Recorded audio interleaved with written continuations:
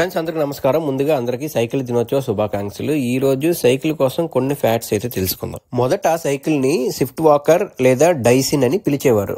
1817లో curl dice దీన్ని కనిపెట్టారు first time. అప్పట్లో సైకిల్ చక్రాలు చెక్కతో ఉండేవి. 2 చక్రాలు కూడా చెక్కతోనే చేశారు. ముందుగా సైకిల్ కి పెడల్ ఉండేవి కాదు, కాళ్ళతో నెట్టుకొని వెళ్లేవారు.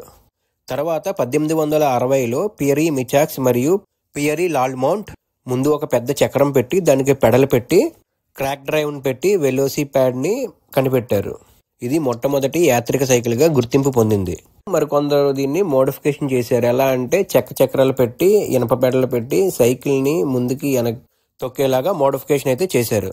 ఫైనల్ గా 1885లో ముందున పెద్ద చక్రం వెనక చిన్న చక్రం ఉన్నదాన్ని మోడిఫికేషన్ చేసి 2 సమానమైన సైకిల్ గా చక్రాలుగా చేసిన తర్వాత దానికి చైన్ అతికిచ్చి తర్వాత మొత్తానికి సైకిల్ పరిణామాన్ని తీసుకొచ్చారు. అక్కడి నుంచి ఇప్పటి వరకు సైకిల్ ఆకృతి అలాగే ఉందన్నమాట.